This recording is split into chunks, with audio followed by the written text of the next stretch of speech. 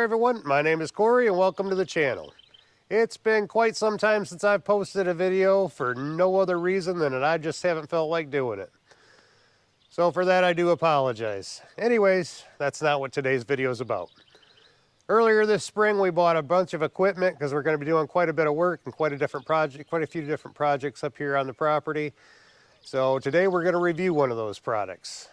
And that's going to be the 52cc Wild Badger brush trimmer. It is a 2-stroke, does come with the brush blade. It also does come with a string trimmer, although I won't be using the string trimmer on it today. Now in the past we've used a Craftsman homeowner grade string trimmer with a brush blade attachment, and it just wasn't powerful enough in my opinion. And this area over here is going to be what we got to get cleaned up today. We've actually already got several hours on this machine and have done a lot of brush cleaning. As you can see here, we've cleared out all this area. This actually used to look the same as the area that we're going to be doing today. So I think I've got probably 7 to 10 hours on it, would be my guess. I think I've actually got enough under my belt and had enough experience with other trimmers that we can actually give an honest review on it. Now, as I've said, I've got about 7 to 10 hours on it, so I obviously won't be unboxing it as that's already been done. As a matter of fact, I've actually thrown away a couple of the pieces that come with it because I have no intentions on using them. So what I will do is actually give you a brief overview of what actually comes with the trimmer and kind of let you know what's available for it. And I'll post some pictures up here in the video so that way you got an idea of what they are. Now obviously you're going to get the trimmer itself. It also comes with a shaft and the brush blade. You also will get a string trimmer with it. As I've said before, I ain't going to use it. I actually threw it out. It does also come with a backpack strap. However, it's not this one. This one's actually a Makita one and is much better. The one that comes with it is kind of cheap. It does work, but it is kind of cheap and not as comfortable as this one. So to start out, this is the blade that we're actually going to use. This is the brush blade that comes with it. It is a 3-blade. I have actually sharpened the edges on it. And basically what we're going to use that blade for is trimming all this underbrush so that way we can get into some of the larger trees like that and little saplings and stuff like that. I'm actually not going to use that blade for those things. I don't think it works as well as the other blade that I have. So what we're going to be using for the trees and that is this Forester blade, which has like a chainsaw tooth type deal on it. And we're going to be taking down multiple trees for the varying in sizes, most of them 1 inch, some of them 1.5, on up to about 5, maybe even some of them might even be 6 inches. So since we got rain moving in, I went ahead and warmed this thing up earlier because I knew I wanted to get right to work. But I did go ahead and film the cold start for you because since it is a 2-stroke, it is a little complicated to start, and if you don't follow the right path, you will flood it out. So to give you a basic rundown on this is going to be your choke all the way up,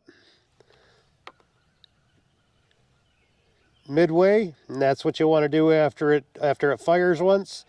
And then obviously the run position, your bulb for your fuel shut off is actually above the gas cap here. It's kind of hard to see under there. This is going to be your trigger for your gas. This is the trigger lock, which you press that button in and it'll actually lock the trigger in place. And this is going to be the safety switch. When you're ready to turn it off, you just hit this red button and it automatically kills it. Now this really isn't going to be all that different. If you've ever started a chainsaw, it's about the same since it's a 2-cycle. Go ahead and prime your fuel bulb, which is underneath this, right just above the gas cap here. I usually do mine about 5 to 10 times. Or until you start seeing fuel come through the lines right down there. You're going to turn your choke all the way to full and then pull. Now once you hear it start and stop like that, you're going to want to move your choke switch down 1 notch and pull it again. And then turn your choke off after it runs for a few minutes. Now your best bet is to actually start it on the ground and then put it on, because with this back strap, which yes is required unless you can get another handle for it and figure out another way to do it, back strap is going to be required. It is pretty heavy. It's about 24 pounds. So it will give you some fatigue after long use. We're gonna go ahead and get started on this underbrush here and then move on to switching blades and doing some of these trees.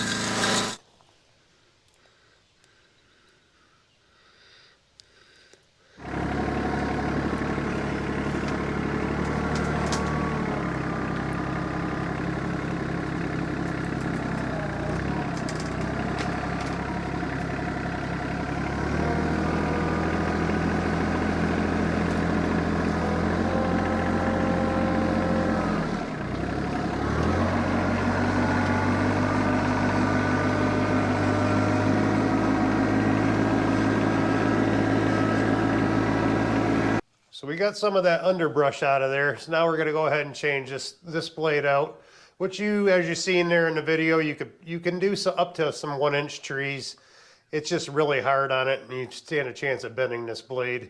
I prefer this other blade that we're gonna switch out to. It does take a 19 millimeter in order to change this.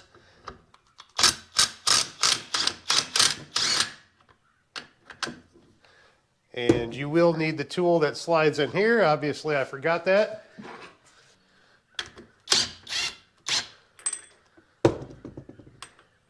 Remove your nut, your collar, washer.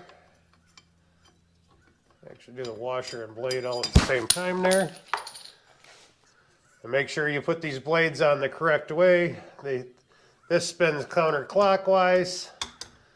So we'll put that on, put the blade on, the washer just like we took it apart, the collar, and then put the reverse thread nut on.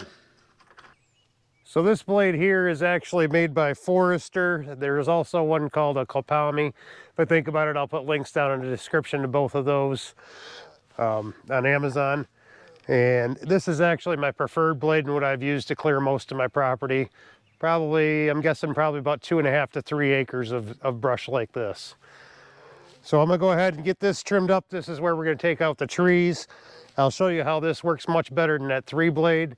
Now I have also ordered what looks like a circular saw blade. It's called a Renegade blade off of Amazon. I just don't have it yet because the downside to these Forester brand blades is the chainsaw teeth. If you hit dirt, which I like to trim mine right down next to the ground, it will dull the teeth just like a chainsaw.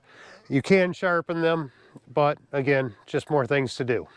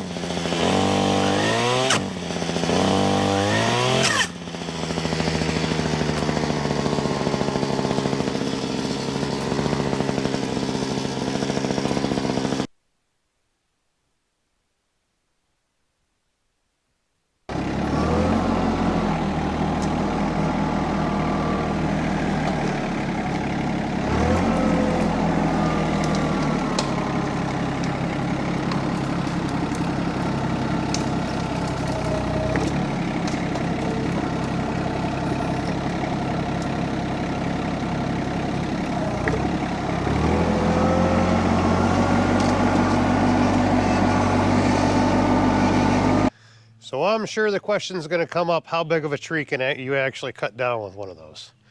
And the answer is, well, it depends on how big your brush blade is. Forester does make a 9-inch blade for that. However, it's so heavy, it's just not good for something like a weed trimmer or a weed whacker, in my opinion. I've used them before and it's just too hard on the equipment. You can do a bigger tree, but it's just, in my opinion, it's just not worth it. You get out something like a chainsaw, which I'm going to do here with a lot of these larger trees. I am going to go ahead and cut one bigger one down just to show you that it can be done. It is hard on the equipment though, in my opinion. So normally I would just break out the chainsaw and do it that way.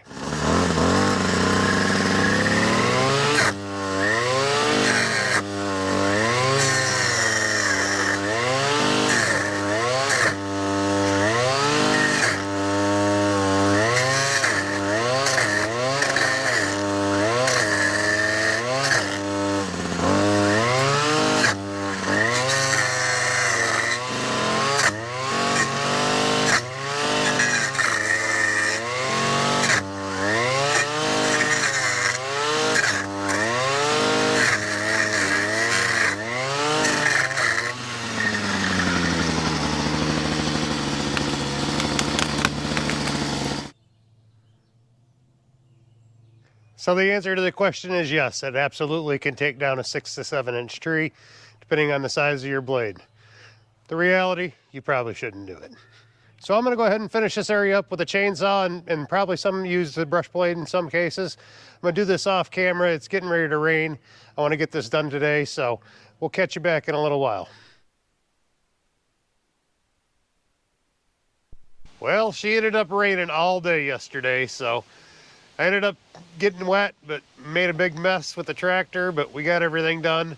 Got it all wrapped up and cleaned up. So the only thing we got left to do now is take the tree stumps out, and we'll get that at another date. As you can see, we got it all cleaned up. Looks real good. We do, like I said, the ground is kind of messed up from the tractor, but that's okay. We got to dig a bunch of stumps out anyways. So for my final thoughts on this thing, it is a great brush cutter so far. As far as longevity and it lasting, who knows? I won't know that till I use it for hopefully for years to come. For the most part, if you're going to be using it on like stocky grass and stuff like that, that 3-blade brush cutter blade that it comes with is perfect. If you're going to be doing trees, I recommend getting a different blade, or even saplings for that matter. You can do like the 1-inch saplings with it, but even then, it's pretty jerky at that point. So that's my final review on it. I hope you all got some information. If you got any questions, please put them down in the comments below, and I'll be happy to answer them.